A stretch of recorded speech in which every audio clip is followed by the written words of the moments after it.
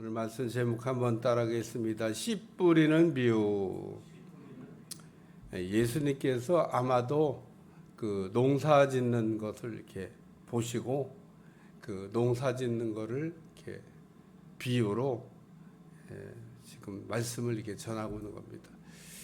그래서 오늘 이 씨 뿌리는 비유에 관한 말씀을 우리가 이해하기 위해서는 예수님 당시에 이스라엘 사람들이 농사를 어떻게 졌나, 우리가 그 이스라엘 사람들이 농사 짓는 법을 모르면 이게 뭐야? 이렇게 씨를 뿌리는 사람이 있어? 라고 얘기할 수가 있습니다. 왜냐하면 오늘날은 이런 일이 일어날 확률이 거의 뭐 0%에 가깝다고 할 수가 있습니다. 이 뭐 길가나 돌밭이나 가시떨기에 씨가 뿌려질 경우가 있냐? 없습니다. 철저하게 밭을 갈고 뭐 밭에다가 속속속 씨를 뿌리는데 무슨 씨가 무슨 길가에 떨어지고 돌밭에 떨어지고 가시떨기에 떨어져요. 그러니까 오늘날 농사 짓는 거를 알고 이 본문을 읽으면 이런 농사가 어디 있어? 이런 농사는 없는데. 그러나 우리가 예수님 당시로 돌아가서 이스라엘 사람들이 농사 짓는 거를 우리가 알면 이렇게 될 수가 있겠구나라는 생각을 합니다. 그러니까 이스라엘 사람들은 농사를 지을 때 그 나귀에다가 씨푸대를 이렇게 딱 올려놓고 구멍을 뚫습니다. 그리고 씨푸대를 실은 나귀를 밭을 끌고 왔다 갔다 하면서 씨를 뿌려요.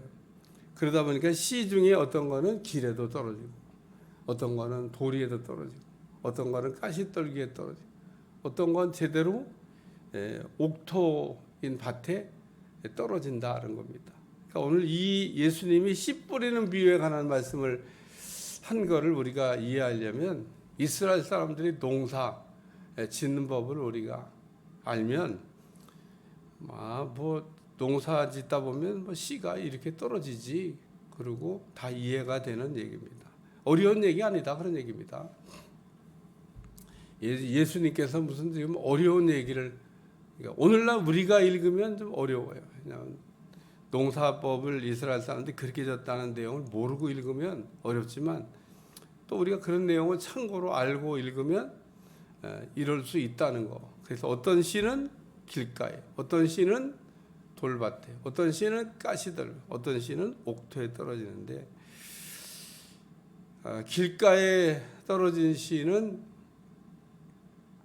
그 악한 자가 와서 그 마음에 뿌려진 거를 빼앗아 간다 그랬습니다. 우리 마음밭이 길가와 같으면 안 된다는 얘기를 지금 예수님이 하시는 거예요. 여기 그 마음에 뿌려진 것을 빼앗나니, 제가 이 씨 뿌리는 비유를 첫째 날 설명하면서 로마서 12장 2절에 있는 마음과 마태복음 13장 19절에 있는 마음은 다른 마음이다. 영어 단어로도 다르고 헬라어도 다르고 뜻도 다른 거다. 한국말만 좀 구별해서 좀 번역을 했으면 좋았을 텐데, 어쨌든 뭐 우리는 그때 그냥 마음이라고 써요. 우리의 감성도 마음이라고 쓰고 지성도 마음이라고 씁니다. 그러니까 그렇게 번역한 게 뭐 틀렸다고 보기는 어렵지만, 그러나 원문에는 다르게 구별하고 그 다른 뜻이기 때문에 다르게 우리가 이해해야 된다는 거예요. 왜냐하면 지성과 감성은 다른 거니까. 그래서 오늘 마음에 뿌려진 것을 해서 길가와 같은 그 길에 뿌려진 씨는 그 한마디로 결실이 없다, 그런 얘기입니다. 그 마귀가 빼앗아 갔으니까 뭐 무슨 결실이 있겠어요? 아무 결실이 없지. 마귀한테 말씀을 빼앗겼는데. 그러니까 오늘날도 우리가 하나님의 교회에서 말씀을 이렇게 들으면서 마귀에게 말씀을 빼앗기는 사람이 있습니다. 이게 제가 설교하면서 이렇게 성도들 표정을 보면 말씀을 다 마귀한테 뺏기고 있구나, 그런 생각을 들은 성도들이 간혹 있어요. 고개 푹 쏘 있고 낙선하고 있고 뭐 토끼 사자나 그리고 있고 뭐 그런 분들 가서 주보 보면요, 주보가 막 낙서판이야. 자기가 지금 예배 시간에 뭘 했는지도 몰라요. 어린아이라고 그러면은 이해가 돼요. 어린아이는 뭐 말씀을 듣기가 좀 어려워서 토끼 그리고 사자 그리고 열심히 초등학교 때 못했던 그림 연습한다고 그러지만 이게 어른인데 무슨 토끼 그리고 사자 그리고 그런 그림 그리기 연습을 하고 있어요. 그러니까 말씀이 전혀 안 들리는 겁니다. 들으려고도 안 해요. 어떻게 그냥 나와서 앉아 있어 준 거지. 가정의 평화를 위해서 나온다나 뭐 그러면서 그냥 부인 따라서 나와서 앉아 있어 준 거지. 그래도 뭐 그것도 뭐 훌륭한 거죠. 뭐 집에서 나오지도 않고 핍박하는 사람도 있는데 따라 나와서. 근데 문제는 마음을 딱 닫고 있기 때문에 우리의 마음은 그래서 문과 같다. 열어야만 들어가는 거예요. 마음을 닫으면 말씀이 안 들어가요.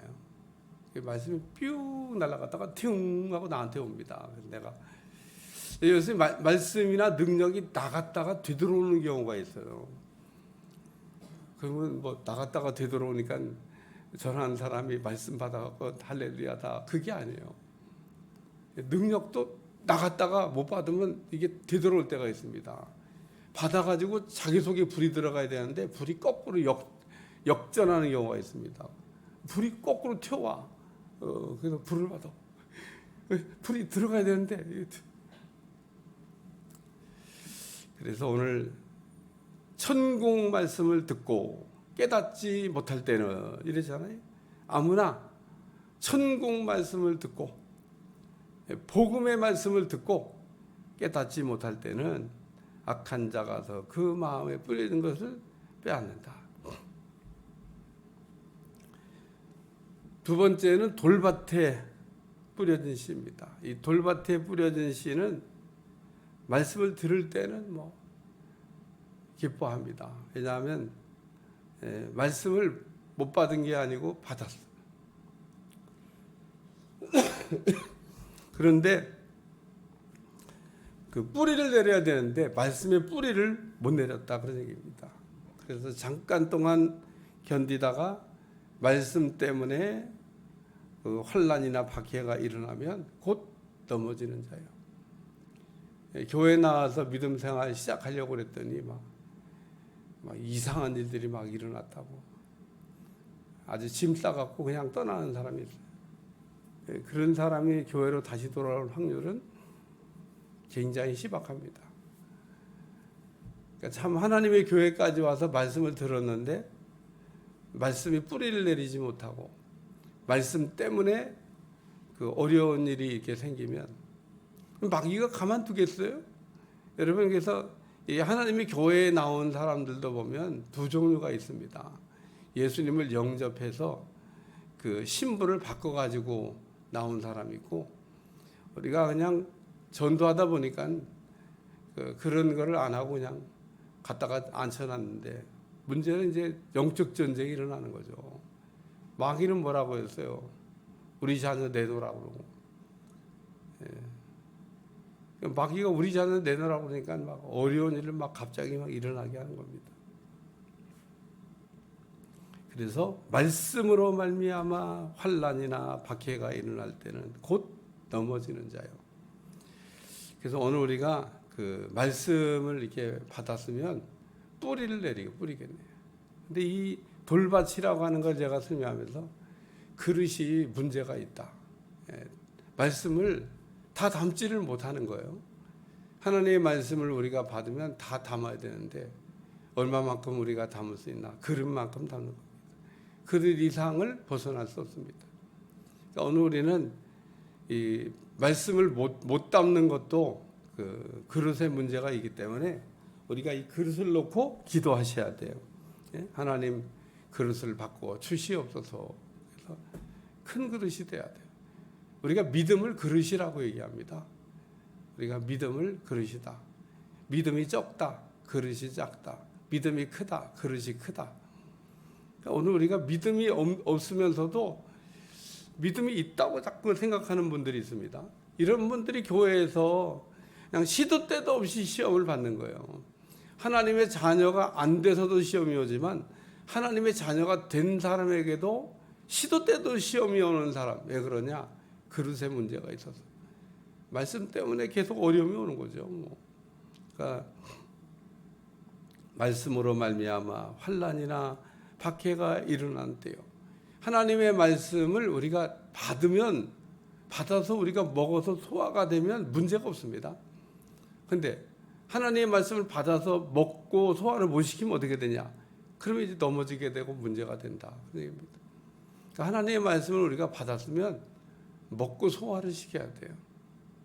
근데 먹고 소화가 안 되는 이유 중에 하나가 그릇이 작아서 못 담는 겁니다. 말씀 100개가 쏟아졌는데 담는 건 1개밖에 못 담았어요. 그래서 오늘 우리는 하나님의 말씀을 우리가 받을 때 그릇에 문제가 있으면 담을 수가 없어서 담지 못하는 사람이 또 시험이 들어요. 자기 그릇에 문제가 있어갖고 못 담은 건 생각 안 하고 왜 누구는 축복해 주시는데 왜 누구는 이렇게 막 저주받은 것처럼 인생이 이러냐고. 믿음이 적어서. 오늘 우리는 그래서 믿음을 하나님께서 사실은 확인해 보라고도 얘기하시고 확인해 볼 수 있도록 또 하나님께서 우리에게 수시로 역사하십니다. 우리가 몰라서 그러지. 우리의 믿음을 수시로 이렇게 점검하고 또 시험해 보고 내 믿음이 참 부족하구나. 사람들이 신앙생활하다 그런 얘기를 해요. 믿음이 없어서 믿음이 부족해서 본인들도 얘기합니다. 세 번째는 가시떨기에 뿌려졌다는 것은 말씀을 들으나 세상의 염려와 재물의 유혹에 말씀이 막혀 결실하지 못하는 자요. 말씀을 이렇게 들었는데 그럼 열매를 맺어야 되는데 열매가 안 맺는다 그런 얘기입니다. 왜 말씀은 들었는데 열매가 안 맺느냐? 세상의 염려와 재물의 유혹 때문에 열매를 못 맺는다. 세상의 염려와 재물의 유혹에 말씀이 막혀. 세상 염려가 뭐예요? 무엇을 먹을까, 무엇을 입을까, 무엇을 마실까, 이런 거죠. 우리가 세상 염려와 재물의 유혹에 말씀이 막혀. 재물의 유혹을 우리가 받게 되면 하나님의 말씀이 이렇게 결실하지 못하게 된다. 가시떨기에 뿌렸다는 거예요. 그릇 가운데는 찌그러지고 또 깨진 그릇이 있습니다.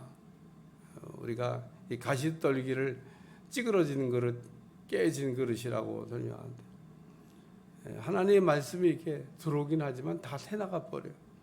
그래서 결실이 안 됩니다.